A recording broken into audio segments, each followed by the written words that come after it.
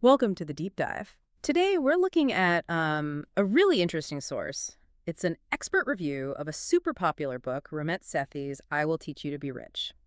Our goal here is to unpack what this review says about the book's promise, which is, not just about it changing your bank balance, but your whole relationship with money. That's exactly it. And the review really zeroes in on this core promise. It makes it clear this isn't your typical dry finance textbook, the ones you put down after chapter one. Oh, yeah, definitely know those. Instead, the reviewer describes it as this no-nonsense, very action-focused guide. It's really designed to help you manage your money smartly, feel good about it, no guilt, and maybe even, well, enjoy the process. It's a big mindset shift. Okay, so let's get into it. What did the reviewer find, really striking? What makes this book stand out according to them?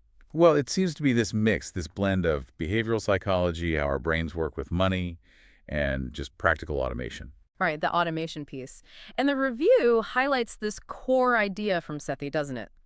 This spend extravagantly on things you love, cut mercilessly on things you don't. That feels different. It is different. And the reviewer points out how counterintuitive that sounds Yeah. compared to, most financial advice, which is often about deprivation. Yeah. Right. Cutting back on everything. Like giving up your daily latte, the classic example. Exactly. Yeah. But Sethi's approach, which the review notes is backed by behavioral science, is that if you consciously decide where your money goes, especially towards things that genuinely bring you joy, you build a financial system you can actually stick with. Sustainable. That makes sense. It's less about just forcing yourself to save and more about designing your spending intentionally. Precisely. But then the reviewer also asks the important question. Okay, great idea, but how does the book actually help you do that? How do you implement it? Yeah, the practical side. And that seems to be where the review gives the book high marks. It sounds like Sethi lays out a clear path. You learn to set up a system, right? One that kind of runs itself on autopilot. So saving, investing, even spending, it happens without you constantly stressing over every dollar. Right. And this autopilot system, as a review describes it, isn't just, setting up one direct deposit. It's more holistic. It's about automating. The whole flow money comes in. Parts of it immediately go to savings, investments, bill payments. And then there's what's left for your guilt-free spending. Guilt-free spending. I like the sound of that. It kind of removes the procrastination factor, maybe, and the human error. That's a huge part of its appeal, according to the review, especially for people who've tried budgeting before and just, failed or found it too hard. And it goes beyond just saving.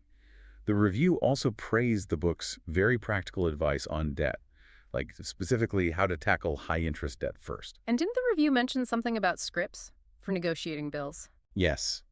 That was highlighted as a major plus. It doesn't just say, negotiate your cable bill. It gives you actual scripts, like word-for-word things you can say.